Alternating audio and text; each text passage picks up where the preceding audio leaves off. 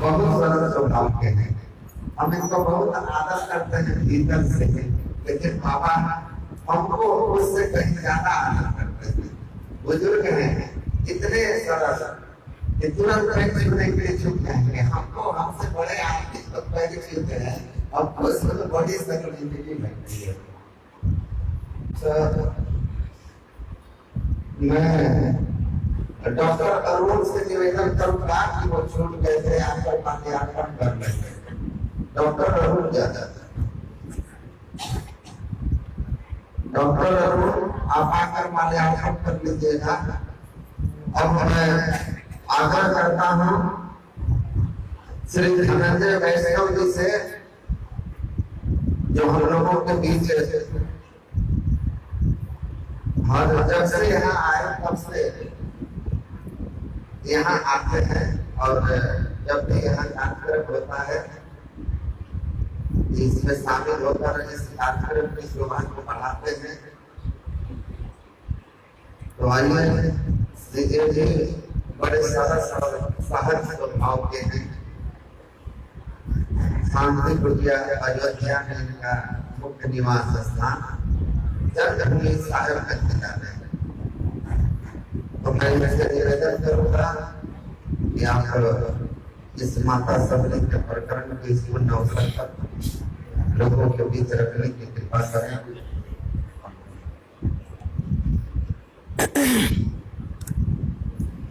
अखंड मंडलाकारं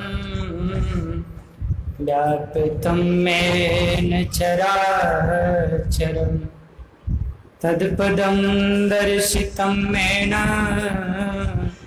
तस्मै श्री गुरुवे नमः। श्री सीतानाथ समारंभां श्रीरामानन्दार्य मध्यमाम् अस्मदाचार्य पर्यन्तां वन्दे श्री गुरु परंपरा। बोलिए श्री सतगुरु महाराज की जय। परम मंगलमयी अव्यक्त रूप में व्याप्त पूज्यपाद हम सबके गुरुदेव भगवान को बार बार प्रणाम। मुद मंगल में हमारे इस कार्यक्रम के अध्यक्ष व संरक्षक गुरु स्वरूप, जिनको मैं जब से जुड़ा हूँ स्वामी सत्यप्रकाश जी महाराज के चरणों में बार बार प्रणाम करता हूँ। मैं गुरु ही मानता हूँ। और हमारे राममूर्ति बाबा हमारे बहुत प्रेमी हैं, हम विनोद भी कर लेते हैं, तो महाराज श्री को भी बार बार प्रणाम है। और बगल में परमानंद बाबा से तो हमारा प्रथम मुलाकात है, वो भी हमारे बहुत बहुत भाव श्रद्धा और प्रेम, महाराज श्री को भी बार बार वंदन है। और हमारे पूज्य संत राजेंद्र बाबा जो हमारे कमरे में ही 4 दिन से रह रहे हैं साथ में, बहुत ही अच्छे स्वभाव भी, इनको भी बार बार प्रणाम है। हमारे विनय बाबा जो सेवा में रात दिन सबके साथ लगे रहते हैं। हमारे मनिहारी घाट से पधारे जो महाराज श्री हम सब में सबसे बुजुर्ग हैं, हमारे पिता स्वरूप हम सबके जो है मार्गदर्शक और संरक्षक महाराज श्री को बार बार प्रणाम। हमारे सभापति जो महाराज श्री हैं उनको भी वंदन। सभी हमारे साधक और ब्रह्मचारी भाइयों, श्रद्धामयी माताएं बहनें, हम आप अभी विनय बाबा के माध्यम से सबरी मैया का प्रसंग का पाठ श्रवण किए थे। आज गणेश चतुर्थी को भी आपको बहुत बहुत शुभकामनाएं हैं, बधाइयां हैं। और संयोग देखिए, हम आज बाबा से पूछे कि ये पुण्य तिथि है कि जन्म तिथि है बाबा कपिल देव महाराज श्री का, तो बोले नहीं, उनका पुण्य तिथि है।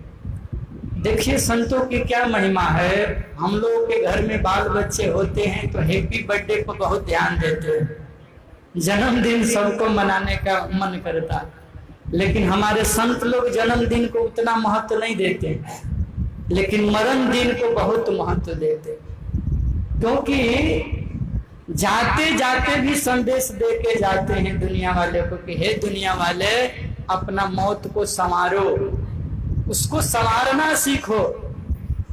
तो उनके नाम पर हम आप आज इकट्ठा हुए हैं। वैसे महाराज श्री कपिल देव मुनि को भी बार बार मेरे तरफ से प्रणाम है, जिनकी महिमा हम सभी संतों के मुख से श्रवण किए कि कितने उदार थे, कितने त्याग था जीवन में, रग रग में पूरा समाज उनको जानता है। मैं प्रसंग 10 मिनट आपको सुना करके फिर वाणी को विराम दूंगा। नवधा भक्ति की चर्चा आई, सबरी मैया का प्रसंग भक्तमाल में बड़ा विस्तार से है, जिसको नाभा स्वामी जी ने लिखा। राम कथा में आप लोग हमसे कई बार सुने भी हैं। मूल जो प्रसंग है कि भगवान राम कबंध का उद्धार करते हुए मैया सबरी के आश्रम में गए। सबरी मैया जवान थी लेकिन बुढ़ापा आ गया, आंखों से दिखाई नहीं पड़ता था, हाथ में लाठी का सहारा हो गया। बाबा तुलसी ने लिखा, कह रघुपति सुन भामिनी बाता। भामिनी किसको कहते हैं? जवान को। तुलसी बाबा ने सबरी मैया को बुढ़ाओ, कभी ये नहीं कहा कि बूढ़ी मैया थी, उन्होंने जवान बताया है। संकेत क्या है? भक्ति जवानी में होती है। भगवान को भी मुरझाया हुआ फूल पसंद नहीं है।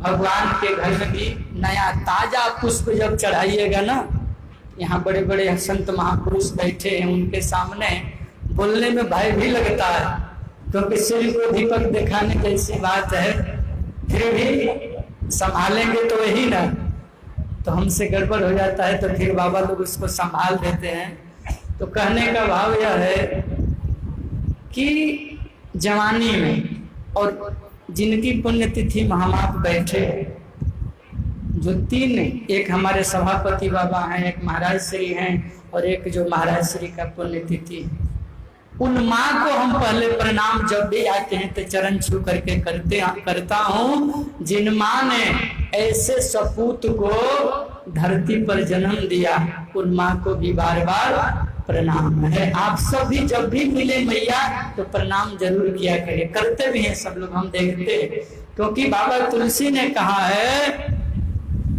कि जननी जने, किशोर संत की वाणी है, जननी जने तो भक्त जन, या दाता या सूर, ना तो भले बाझ रहो क्यों खोवे निज नूर। 3 तरह की संतान माताओं को पैदा करना चाहिए। पहला, जननी जने तो भक्त जन, भक्त बेटा पैदा करे।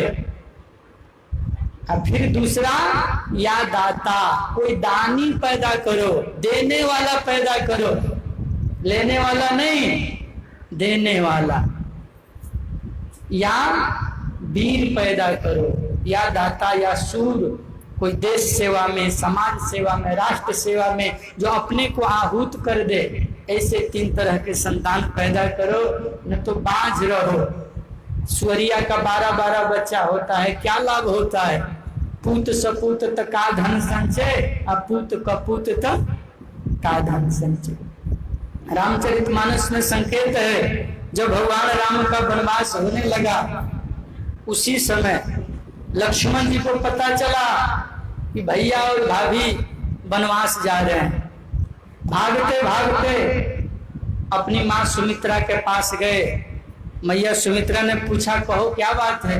बोले, माताजी ऐसा ऐसा सूचना मिला है, आपसे आदेश लेने आए हैं कि हम भी वनवास जाएंगे। मैया सुमित्रा ने डांटा, बोला कि हमसे पूछने आए हो? बचपन से हम आपको बताए हैं कि तुम्हारा माता पिता हम नहीं हैं, तुम्हारा माता पिता राम और सीता हैं।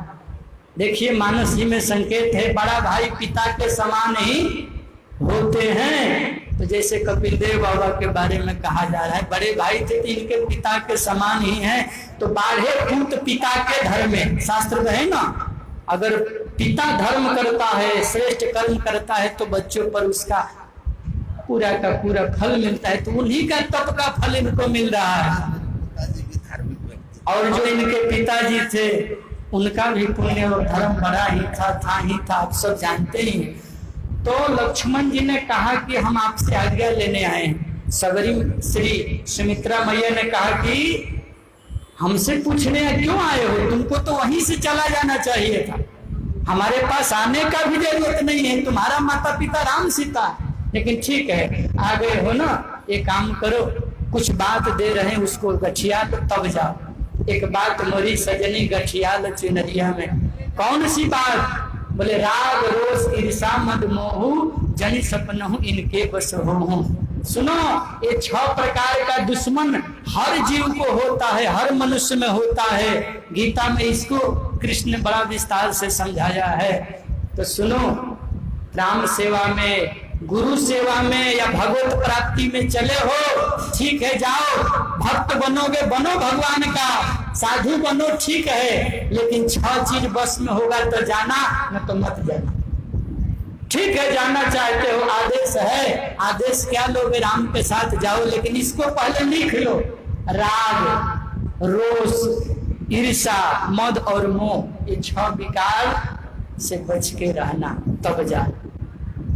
तो संकेत क्या है कि माता पिता, अगर भगवान की प्राप्ति में हम आप हैं तो सबसे बड़ा पुण्य वो माता पिता का भी है। तो सबरी मैया जब जवान होकर के भक्ति कर रही है तो हम सब भी प्रयास करें कि जब ही समय मिले चेत जाए। सब लोग हमको खुद उपदेश लोग देते हैं, अभी तो हम लोग को उम्र में भक्ति करे के, अरे अभी कुछ काम कर जा, अरे अभी कमाए के समय बा।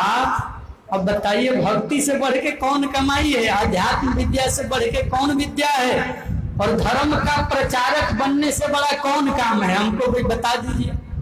धर्म का प्रचारक जो बन गया, ये काम नहीं है। लोगों को लगता है कि सब पेट भरुआ बाबा सब है। धर्म का प्रचारक सबसे बड़ा दान होता है। आप लोग पैसा दान करते हैं, बहुत लोगों का प्रचार हुआ, भगवान की कृपा है, बनी रहे। लेकिन सबसे बड़ा दान होता है ज्ञान दान। सबसे बड़ा, ये संत लोग इतना दिन से आप लोग को दे रहे हैं, यही सबसे बड़ा दान माना गया है शास्त्रों में। पकड़ने वाला, ग्रहण करने वाला के लिए है। एक व्यक्ति था जिसका नाम था दानचंद। कमेंट में लोग उसको दानचंद कहते थे। क्यों? कभी कोई दान पुण्य करवे नहीं करता था, तो नहीं होता है जो दान पुण्य नहीं करता तो लोग और कमेंट करते हैं दानचंद महाराज, क्योंकि 1 रुपया धर्म कर्म में कहीं नहीं दिया था। तो एक बार एकादशी का दिन था, उसकी पत्नी ने कहा, अरे बहुत दिन हो गया, कम से कम एक बार गंगा जी जाके नहा लीजिए, कुछ पुण्य हो जाएगा, मरने का समय आ रहा। बहुत दिन सुनता रहा, बोले चलो एक बार गंगा जी नहा लेते हैं, लेकिन दान पुण्य से हमको मत कहना। ठीक है, नहीं कहेंगे। चल गए मनिहारी घाट पर नहाने। इस गांव का नहीं था, आप लोग सोचिएगा मत, दूसरे गांव का था। तो घाट पर गया नहाने, लेकिन सोचा कि मेन घाट पर जाएंगे तो वहां तो भैया पंडा जी होंगे। अब पंडा जी तो भैया दक्षिणा मांगेगा। तो मुर्दा घाट पर गया। मुर्दा घाट पर तो पंडा जी नहीं रहते। मुर्दा घाट पर गया तो भगवान ने सोचा कि देखो कितना कंजूस है कि पंडा के डर से मुर्दा घाट पर स्नान कर रहा। तो भगवान को उसका स्वभाव देख के थोड़ा विनोद करने का मन हुआ। जैसे ही डुबकी मारा, डुबकी मार के ऊपर हुआ, भगवान पंडा के भेष में उसके सामने प्रकट हो गए। बोले जजमान दक्षिणा। बोले आप कौन है? बोले हम इस घाट के पंडा हैं। अरे यहाँ तो रोज कोई आता नहीं है, 2 महीना 1 महीना 4 महीना पर कोई मरता है तो कोई आता है, तो बड़ा बढ़िया लोग दे के चल जाते हैं, तो 2-4 महीना हम लोग का काम चलता। बोला हम 1 रुपया नहीं देने वाले हैं। अरे महाराज ऐसे क्यों करते हैं? नहीं दीजिएगा तो हम लोग का कैसे चलेगा? नहीं हम कुछ नहीं देंगे। बोले कोई बात नहीं, दीजिए न, लेकिन हम बादों में जाके लाएंगे आपके घर से, 6 महीना बाद भी दीजिएगा ना, बिना दिए नहीं जाने देंगे इस घाट पर। सोचा कैसा हूँ पीछा छोड़ा, चलो संकल्प कर लीजिए। संकल्प कर दिया, 16 आना पैसा देंगे। और संकल्प करके घाट से नहा के आ गए घर में, अपना आके आराम कर रहे थे। बाहर पंडा जी, वो तो भगवान थे, पंडा जी भी शाम के घर पहुंच गए। जजमान हल्ला हुआ, पत्नी बाहर निकली। अरे कौन है? अरे कोई आपका पंडित जी आए हैं, पंडा, वो आप 16 आना देने को बोले हैं का? जजमान ने कहा अरे यहाँ भी आ गया? बोले हाँ, आके बोल रहा। पत्नी को दानचंद ने कहा बोल दो कि बीमार हैं, बहुत तकलीफ में है, बाद में आएगा। पत्नी ने कहा बीमार है, बाद में आइएगा। बोले जजमान अगर बीमार है तो पंडित जी कैसा जो उनके दुख में ना साथ हो, बहुत बीमार है तो चलो हम भी उनका कुछ दवा दारू कराएंगे, जा रहे हैं डॉक्टर बुला। पत्नी ने कहा जो जाइए और डॉक्टर को बुला के लाई। लेकिन अब घटना क्या हुआ, पत्नी ने आके कहा कि बोल रहा है जो हम यहीं रहेंगे, दवा कराएंगे। अब सोचा दानचंद की हे भगवान ये पीछा कैसे छोड़ेगा, 16 आना ले ये लगा का। तब बोले कि एक काम करो, जाके सांस ओस चढ़ा लेता तो 10 मिनट प्राण रोक लेता। बोले कि जाके बोल दो कि इतना बीमारी हार्ट अटैक हो गया, मर गए। पत्नी ने जाके कहा कि देखिए रोते हुए नाटक करते हुए, देखी ना हमारा तो गुजर गए ना बाबा रोगा जाए। अब पंडित जी ने कहा कि जब गुजरिए गए तो जजमान गुजर गए तो पुरोहित कैसा जब दाह संस्कार नहीं कराए, दाह संस्कार करा के ही जाएंगे।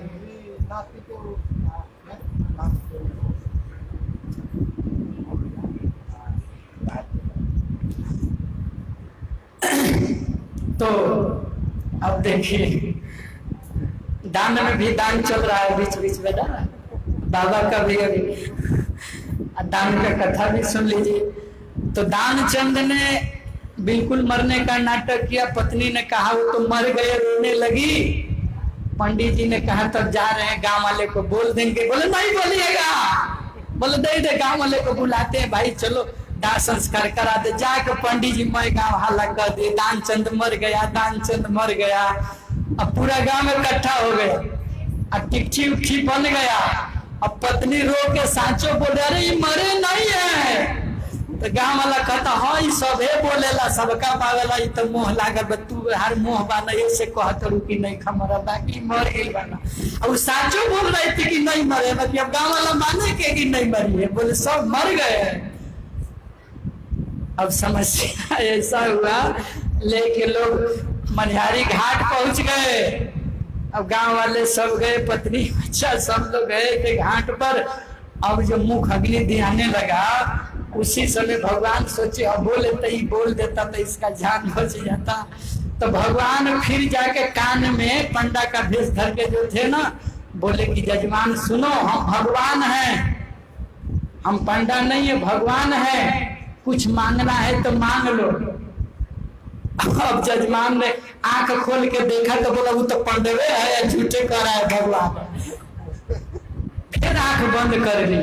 फिर भगवान कान में बोले अरे भेष भले पंडा का है लेकिन भगवान है, जो मांगना है मांग लो। तो जजमान ने कहा कि बस मांगना यही है, अगर आप हमसे प्रसन्न हैं तो मैं हाथ जोड़ के यही मांगता हूँ, जो 16 आना संकल्प भइल बा ना, उस संकल्प वाला पैसा छोड़ दीजिए। कि जय। तो कहने का भाव यह है कि इतना भी कंजूस नहीं बनना चाहिए, क्योंकि जीवन में आना जाना प्रारब्ध का खेल है। सबरी मैया को आप पढ़िएगा, सबरी निहारे रास्ता आएंगे राम जी, हम मेरा भी धन्य जीवन बनाएंगे राम जी। बहुत दिन से लालसा लगा था। गुरुजी मंत्र दे करके गए थे, बेटिया किसी के चक्कर में मत पड़ना, मैं वचन देता हूँ एक न एक दिन राम जी जरूर आएंगे। गुरु के वचन पर विश्वास था। पूरा समाज बहिष्कार कर दिया था, नारी होकर के क्या तुम सेवा पूजा करोगी। नारी जो है अधम जाति होती है। पुराने जमाने में कुप्रथा था, नारी के प्रति गलत गलत भावनाएं शास्त्रों में भी कई तरह के लोग कह दिए, लेकिन उपनिषद कभी दो तरह का बात नहीं किया है। उपनिषद और संतों की वाणी हमेशा से बराबर का सम्मान और आदर दिया है। नारियों का हमेशा से सम्मान हुआ है। वो बीच काल में कुछ ऐसे लोग हुए जो उनको इस काम से वंचित रखा गया। वेद पुराण में बहुत सारी बातें हैं, लेकिन सबरी मैया के प्रसंग में स्पष्ट वर्णन है कि 9 प्रकार की भक्ति राम जी ने अपने से व्यास जी बन के सुनाए थे। सबरी मैया जैसे ही बोली कि मैं अधम हूँ, नीच जाति से हूँ, पढ़ा लिखा भी नहीं हूँ, हमको कुछ नहीं आता, मन में कई लोगों को ऐसा बना रहता है ना कि हम नीच जाति के हैं। पहले ये बात को जितना जल्द हो मन से निकाल दीजिए, क्योंकि कबीर बाबा कहे हैं कि ऊंचे कुल में जन्मिया करनी ऊंच ना हो, तो सबरन कलसा सुरा भरा साधु निंदा सोए। जैसे सोना का ही बर्तन हो और उसमें शराब भरा हो तो उस बर्तन को कोई बढ़िया कहेगा, और कोई मिट्टी का बर्तन है उसमें गंगा जल हो तो पवित्र वह न है। तो शरीर का कौन सा जात होता है? आज तक शरीर का जात नहीं हुआ है। चेतना किसी की नीची होती है, किसी का ऊंचा होता है। तो चेतना का स्तर देखना चाहिए, ज्ञान का स्तर देखना चाहिए। शरीर का कौन सा जात? एक बहुत सुंदर उपनिषद में इसकी व्याख्या है कि ब्राह्मण कौन होते हैं। जात से ब्राह्मण का उपनिषद में कहीं वर्णन नहीं है। कर्म का और जो सिद्धांत की बातें हैं वो सब कही गई है। तो 3 तरह के अधम बताई सबरी मैया, और अंत में भगवान ने कहा कि तुमको मन में भ्रम है कि नीच जात ऊंच जात छोटा बड़ा, तो सुनो, अगर ये भ्रम है तो तुमको ये विश्वास है कि मैं पढ़ी लिखी नहीं हूं, तो मैं पढ़ा हूं ना गुरु जी के पास, मैं आज आपको सुनाता हूं, स्तुति करता हूं। भगवान अपने मुंह से नवधा भक्ति का स्तुति और भक्ति की कथा सुनाए थे, जो आप लोग कई बार सुने हैं। अंतिम बात मैं उसका कह करके वाणी को विराम दूंगा। नौमहु एक जिनके होई नारी पुरुष सच राचर को। यहाँ थोड़े लिखा है कि खाली पुरुष का। नौ भक्ति चाहे स्त्री हो चाहे पुरुष, जिनके जीवन में हो वो हमको सोई अतिशय प्रिय भामिनी मोरे, वो हमको अत्यंत प्रिय होते हैं। नौ का नौ भक्ति आपके अंदर है, सकल प्रकार भक्ति दृढ़ तोरे। वो 9 के 9 भक्ति आपके अंदर है। मैं तो अपनी वाणी पवित्र करने के लिए और दुनिया को समझाने के लिए नौधा भक्ति का कथा कहा है, आपके लिए थोड़े कहा है। आप में तो सब भरा है। सोचिए, एक व्यक्ति कह रहा था, हनुमान चालीसा का पाठ कर रहा था, तो कह रहा था तुम रक्षक काहू को डरना। हाँ, बार बार यही कर रहा था, तुम रक्षक काहू को डरना, तुम रक्षक। हनुमान चालीसा का पाठ कर रहा, तो कहते कहते मात्रा भूल गया और कहने लगा तुम राक्षस काहू को डरना, तुम राक्षस काहू को डरना। तो बगल में एक संत बैठे थे, बोले ए देवता महाराज इधर आइए। बोला हम देवता कहाँ से हो गए, हम तो मनुष्य हैं। बोले आप क्या पढ़ रहे हैं? बोले हम पढ़ रहे हैं तुम राक्षस काहू को डरना। तो बोले जब हनुमान जी राक्षस हो गए तो आप देवते ना हैं? जब हनुमान जी को राक्षस पढ़ रहे हो तो तुम देवता हो गए, इसलिए उसको शुद्ध करके पढ़ो, तुम रक्षक काहू को डरना। तो मैं महाराज श्री को बार बार प्रणाम करता हूँ। और कपिलदेव मुनि के बारे में हम सभी ने श्रवण किया कि बहुत त्यागी थे, एक कपड़ा में रहते थे। लेकिन अब दूसरी बात विशेष यह है कि महाराज श्री की वाणी और इनकी कथा भारत देश में तो जा ही रहा है, विदेश भी पहुंचाना है। इनकी कथा पूरी दुनिया को जाना चाहिए। इनकी कही हुई बातें को आज के समय में बहुत जरूरी है। आप सोचिएगा कि महात्मा एक जाकर के किसी जंगल में बैठ जाए चुपचाप कपड़ा ओढ़ के, तो समाज का बहुत बड़ा क्षति हो जाएगा। युवा पीढ़ी बहुत दूर भाग रहे हैं धर्म से, इसलिए धर्म से उनको जोड़ने के लिए आज समाज में रह करके समाज का काम करना पड़ेगा। उसके लिए संसाधन का जो जो जरूरत होगा उसको रखना पड़ेगा। और अध्यात्म विद्या का दान करने के लिए आज के संसाधनों का उपयोग कर करके, स्वामी विवेकानंद भी जंगले में बैठे रह गए रहते तो क्या अमेरिका और पूरा दुनिया सनातन धर्म के बारे में जान पाता? कोई नहीं जान पाता। तो धर्म को जनाने के लिए, अपने लिए नहीं कि हमारा मान सम्मान हो, बहुत पहचान हो, नाम, इसके लिए नहीं, आपका जरूरत है समाज के कल्याण के लिए, देश के कल्याण के लिए। आज जंगल में बैठने का समय नहीं है। आज तो सबके घर घर में सत्संग पहुंचाने का जरूरत है, ताकि दुनिया का भ्रम मिटे और दुनिया सनातन धर्म को समझ पाए। वो सबसे बड़ा संसाधन है मोबाइल और इंटरनेट की दुनिया। इसमें इनका ज्यादा से ज्यादा वीडियो, ऑडियो हम सब लोड करें और आप सब उसका शेयर करें, चैनल को सब्सक्राइब